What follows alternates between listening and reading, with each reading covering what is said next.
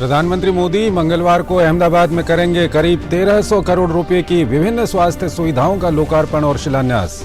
शाम को उज्जैन में श्री महाकालेश्वर मंदिर के करेंगे दर्शन और पूजन। श्री महाकाल लोक को भी करेंगे राष्ट्र को समर्पित।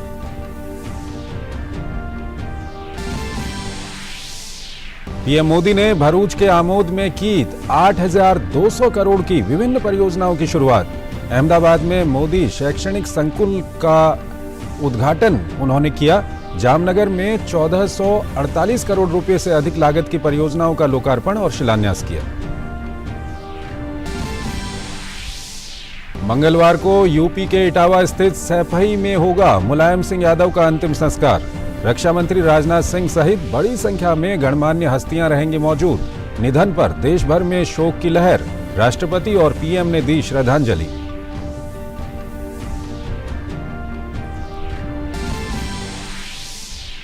कीव पर मिसाइल हमलों की सूचना के बाद भारत ने यूक्रेन संघर्ष को लेकर फिर जताई गहरी चिंता। इंफ्रास्ट्रक्चर को निशाना बनाए जाने और आम नागरिकों की मौत को बताया बहुत चिंताजनक। भारतीय नागरिकों को यूक्रेन यात्रा से बचने की सलाह।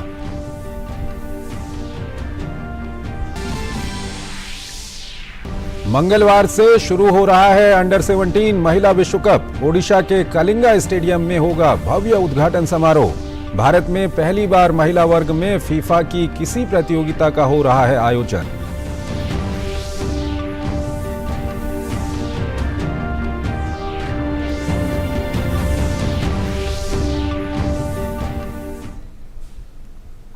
नमस्कार, डीडी न्यूज में आपका स्वागत है। मैं हूं चंद्रशेखर जोशी और आइए अब खबरें देखते हैं विस्तार से।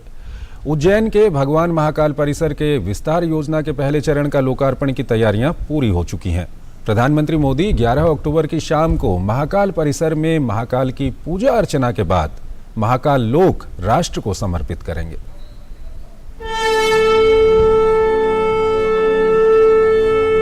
देवों के देव हो तुम, त्रिदेव में जो महादेव कहलाए। ओम नमः शिवाय। उज्जैन नगरी जो कालों के काल महाकाल की नगरी है, जहां अक्षांश रेखा कर्क गुजरती है। यही है शिव का अद्भुत, अकल्पनीय और अलौकिक संसार। 4 साल के अथक प्रयास के बाद अब महाकाल लोक की दिव्यता, भव्यता और आध्यात्मिकता से श्रद्धालु परिचित हो पाएंगे। इस लोक को लगभग 850 करोड़ रुपए की लागत से 2 चरणों में विकसित किया जा रहा है। परियोजना के तहत मंदिर परिसर का करीब 7 गुना विस्तार किया जाएगा। किस्मत के ताले खुल जाए, करता भक्ति जो तेरी। प्रधानमंत्री मोदी मंगलवार को पहले चरण का लोकार्पण करेंगे, जिससे तीर्थ यात्रियों को विश्व स्तरीय आधुनिक सुविधाएं मिलेंगी। महाकाल लोक में महाकाल पथ पर 108 स्तंभ यानी खंभे लगे हैं, जो भगवान शिव के आनंद तांडव स्वरूप को दर्शाते हैं।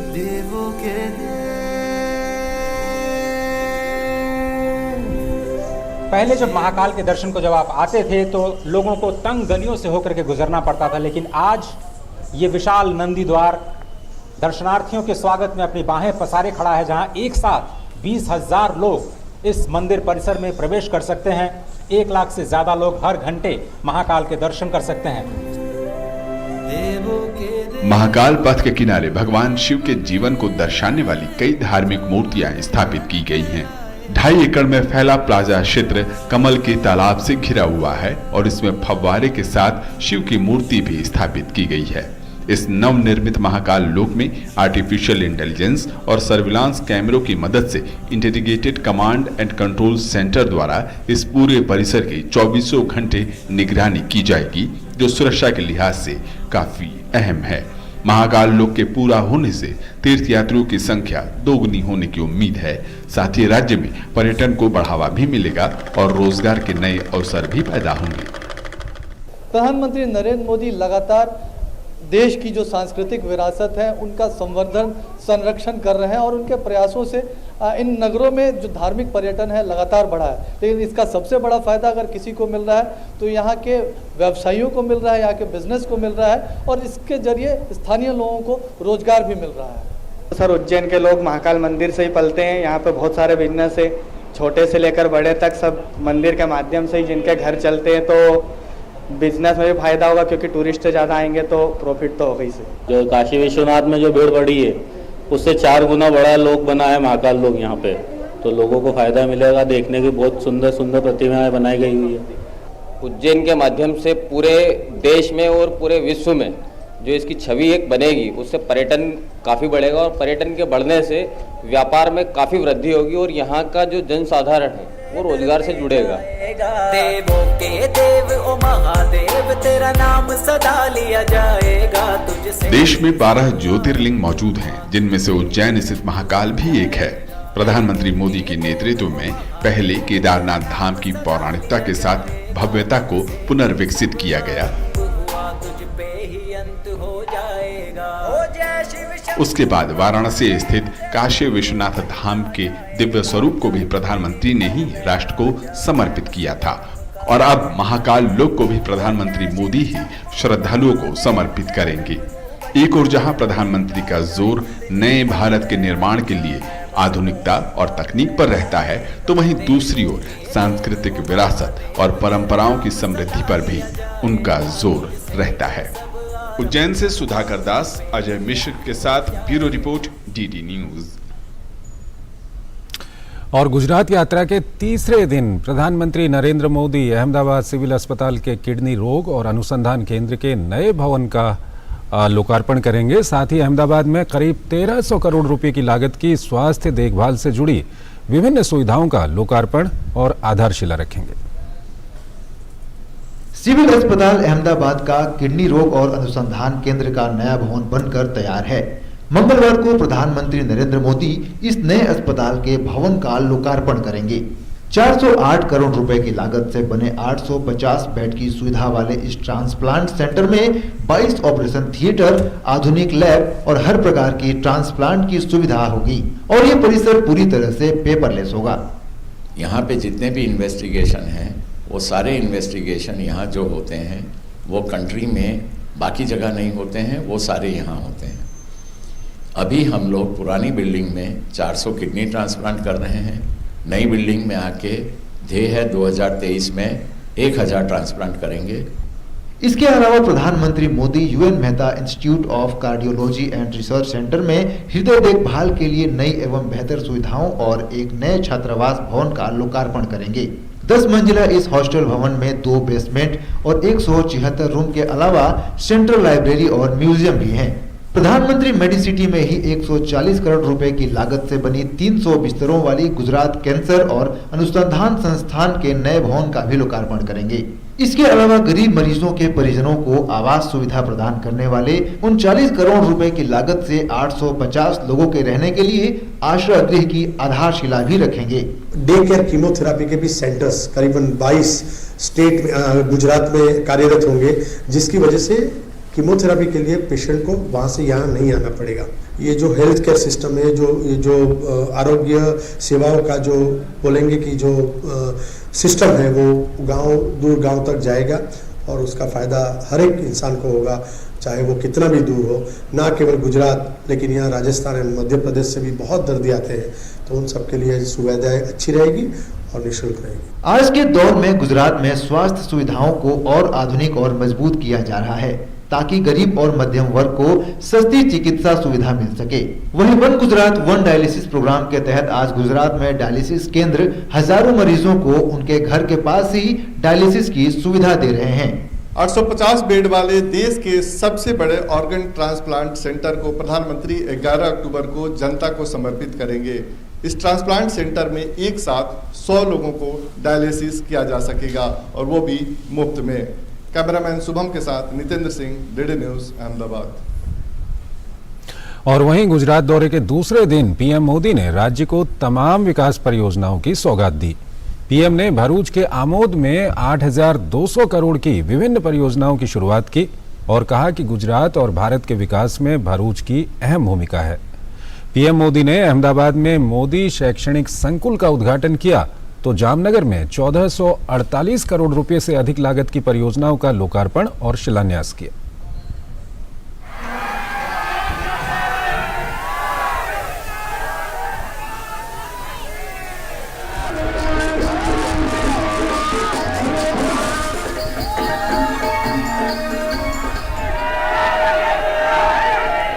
उत्तर भारत में जहां एक ओर आसमान से पानी बरस रहा है, तो जामनगर में फूलों के रूप में लोगों का पीएम मोदी के प्रति प्यार। जामनगर की सड़क पर लोगों का हुजूम बताने के लिए काफी है कि लोगों के बीच पीएम मोदी के प्रति लगाव, आकर्षण अतुलनीय है। सड़क के दोनों किनारों, घरों की छतों पर जहां लोगों को जगह मिली, वहीं लोग बेसब्री के साथ प्रधानमंत्री का इंतजार करते दिखे।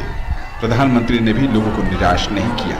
एक युवक जब प्रधानमंत्री की तस्वीर लिए भीड़ में खड़ा दिखाई दिया, तब प्रधानमंत्री खुद चलकर युवक तक पहुंचे और इस युवक का अभिवादन स्वीकार किया। प्रधानमंत्री मोदी ने जामनगर में भी विकास की 1460 करोड़ रुपए से अधिक लागत की परियोजनाओं का लोकार्पण और शिलान्यास किया।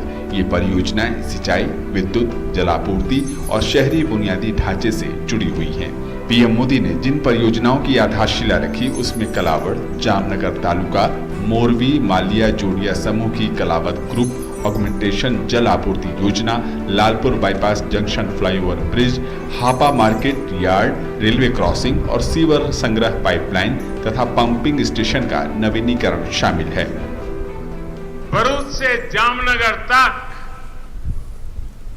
गुजरात की समृद्धि को, गुजरात के विकास को विस्तार देने का ये अनुभव वाकई अद्भुत है। आज यहां 8 प्रोजेक्ट का लोकार्पण और शिलान्यास हुआ है। इससे हमारे इन भाई बहनों को विभिन्न सामाजिक आयोजनों में बहुत मदद मिलेगी। प्रधानमंत्री की गुजरात यात्रा का दूसरा दिन राज्य के विकास को समर्पित रहा। उन्होंने आमोद में 8000 करोड़ रुपए से अधिक की लागत वाली विभिन्न परियोजनाओं का लोकार्पण और शिलान्यास किया। प्रधानमंत्री ने जम्बूसर में बल्क ड्रग पार्क की आधारशिला रखी। इसके साथ ही उन्होंने दहेज में डीप सी पाइपलाइन परियोजना और अंकलेश्वर हवाई अड्डे के पहले चरण और अंकलेश्वर एवं पनौली में बहुस्तरीय औद्योगिक शिल्प की आधारशिला रखी। पीएम मोदी ने औद्योगिक पार्कों का शिलान्यास किया, जिसमें से जनजातीय औद्योगिक पार्क शामिल हैं। पीएम मोदी ने दहेज में 130 मेगावाट के सह उत्पादन विद्युत संयंत्र के एकीकृत 800 टीपीडी कॉस्टिक सोडा संयंत्र का लोकार्पण किया। कनेक्टिविटी से जुड़े 2 बड़े प्रोजेक्ट्स अंकलेश्वर राजपीपला और statue of unity Ekta Nagar को जोड़ने वाली सड़क, इसी के साथ साथ केमिकल सेक्टर से जुड़े अनेक प्लांट्स का भी लोकार्पण हुआ है। अब भरूच बड़ौदा या सूरत के एयरपोर्ट पर निर्भर नहीं रह सकता। भरूच का अपना एयरपोर्ट होना चाहिए और इसलिए अंकलेश्वर में नया एयरपोर्ट बनाने का आज शिलान्यास हो रहा है। तो विकास को एक नई गति, नई उड़ान मिलने वाली है। प्रधानमंत्री ने राज्य के विकास को डबल इंजन की सरकार के नेतृत्व में और भी तेज करने की बात कही। वहीं उन्होंने अहमदाबाद में 20 करोड़ की लागत से बन रहे मोदी शैक्षणिक संकुल के पहले चरण का उद्घाटन किया। पहले चरण में 116 कमरे के छात्रावास का निर्माण पूरा हो चुका है, जिसमें 400 बच्चे रह सकेंगे। वहां जरूरतमंद बच्चों को रहने और प्रतियोगिता की तैयारी के लिए बहुत ही कम खर्च पर ये सुविधाएं उपलब्ध होंगी। आमोद से मेघना देव, अहमदाबाद से निशांत सौरभ और जामनगर से सुधीर यादव की रिपोर्ट, डीडी न्यूज। वहीं प्रधानमंत्री ने आमोद भरूच की जनसभा में लोगों को आगाह किया कि अर्बन नक्सल ने किस कदर सरदार सरोवर बांध की परियोजना में अड़ंगे लगाए थे। वहीं अर्बन नक्सली अब भेष बदलकर गुजरात में भी घुसने की कोशिश में लगे हुए हैं। उन्होंने अपील की कि इन नक्सलियों से गुजरात के युवाओं और गुजरात को बचाने की जरूरत है। आ नक्सलवादी मानसिकता वाला लोगोए पहला सरदार सरोवर ડેમ ને રોકવા માટે ભરપૂર કોશિશ કરી અને આ અર્બન નક્સલ હવે નવા રંગરૂપ સાથે પ્રવેશવાની કોશિશ કરી રહ્યા છે। એમણે વાઘા બદલ્યા છે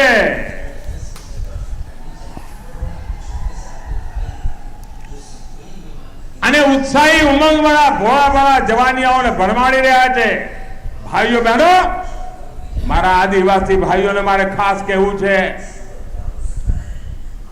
बंगाल में नक्सलवाद शुरू थयो, झारखंड, बिहार, छत्तीसगढ़,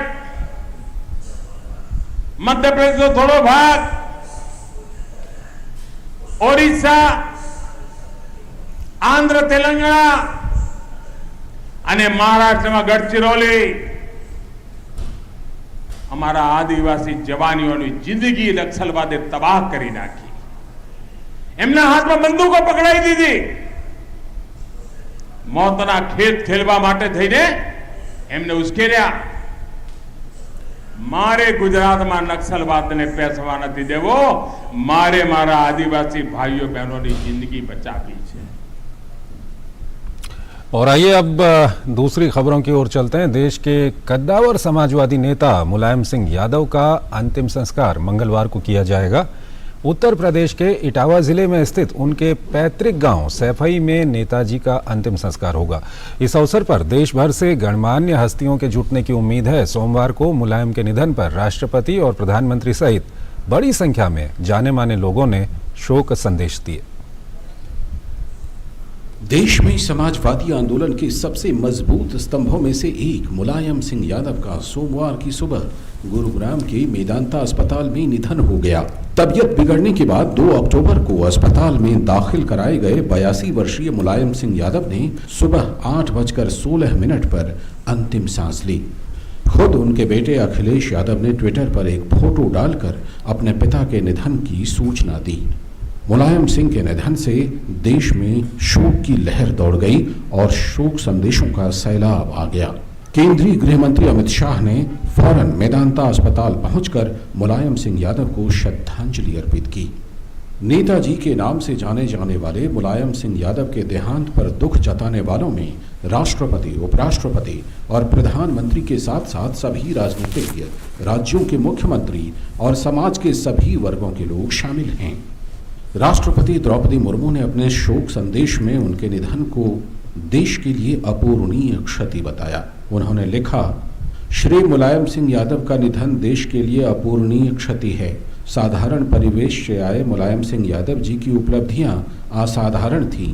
धरती पुत्र मुलायम जी जमीन से जुड़े दिग्गज नेता थे। उनका सम्मान सभी दलों के लोग करते थे। उनके परिवारजन व समर्थकों के प्रति मेरी गहन शोक संवेदनाएं। प्रधानमंत्री नरेंद्र मोदी ने मुलायम सिंह यादव के निधन को देश के लिए बहुत बड़ी क्षति करार दिया। प्रधानमंत्री ने मुलायम सिंह से जुड़ी कई स्मृतियां ट्विटर पर साझा कीं।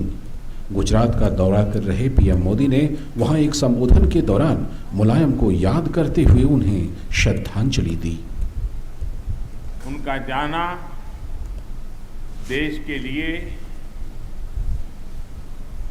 एक बहुत बड़ी क्षति है। जब भी मौका मिला उनके आशीर्वाद मिलते रहे। मैं आज आदरणीय मुलायम सिंह जी को गुजरात की इस धरती से, मां नर्मदा के तट से उनको आदरपूर्वक भावभीनी श्रद्धांजलि देता हूं। गौरतलब है कि पीएम मोदी के मुलायम सिंह से आत्मीय रिश्ते थे और विपक्षी नेता होने के बावजूद मुलायम सिंह ने कहा था कि मोदी जी दोबारा प्रधानमंत्री बनेंगे। मेरी कामना है कि जितने माननीय सदस्य हैं दोबारा फिर जीत जाए। ये हमारी इच्छा है। और तो ये भी चाहता हूँ, हम लोग ऊपर इतना बहुत नहीं आ सकते हैं, प्रधानमंत्री जी आप फिर बने पाएंगे। रक्षा मंत्री राजनाथ सिंह ने भी मुलायम सिंह के निधन पर संवेदना प्रकट की। उन्होंने ट्वीट किया, मुलायम सिंह यादव जी जमीन से जुड़े एक ऐसे नेता थे जिन्होंने कई दशकों तक उत्तर प्रदेश की राजनीति में एक प्रमुख भूमिका निभाई। मुलायम सिंह के गृह राज्य उत्तर प्रदेश में उनके निधन से शोक का माहौल है। यूपी सरकार ने उनके निधन पर 3 दिनों का राजकीय शोक घोषित किया है। मुख्यमंत्री योगी आदित्यनाथ ने मुलायम को श्रद्धांजलि देते हुए उन्हें जुझारू और संघर्षशील नेता बताया। समाजवादी विचारधारा से जुड़े एक महत्वपूर्ण स्तंभ थे। संघर्षों से तपे बढ़े और प्रदेश की राजनीति के 5 दशक तक केंद्र बिंदु बने रहे। अन्य राज्यों के मुख्यमंत्रियों और उप मुख्यमंत्रियों ने भी मुलायम सिंह यादव के निधन को दुखद करार देते हुए यूपी और देश के विकास में उनके योगदान को याद किया। अब जो भी प्रभु की इच्छा होती है वैसा ही होता है। वो हमारे बीच में नहीं रहे, बड़ा मैं इस बात के लिए कष्ट दुख भी है। मैं अपनी ओर से, हरियाणा सरकार की ओर से उनके लिए शांति की प्रार्थना करता हूँ प्रभु से।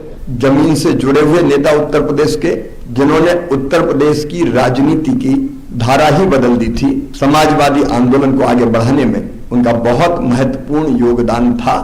उनकी एक बहुत बड़ी विशेषता जो लोगों के बीच में काम करने के साथ उन्हें जो हासिल की थी, और नेता जी के नाम से उनको उत्तर प्रदेश में ज्यादा लोग जानते हैं। निश्चित रूप से देश की राजनीति में उनके निधन से एक बहुत बड़ी क्षति हुई है। उत्तर प्रदेश के विकास में भी उनकी अपनी भूमिका रही है, देश की राजनीति में उनकी भूमिका रही है।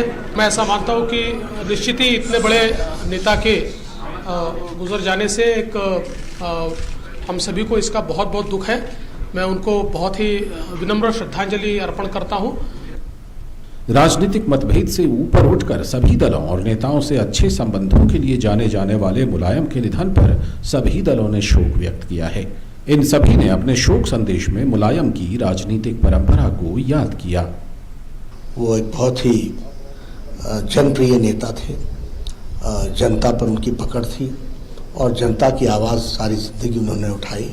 वो जनता के बीच के ही आदमी थे और उन्होंने सामाजिक दृष्टि से सामाजिक न्याय के लिए कार्य किया।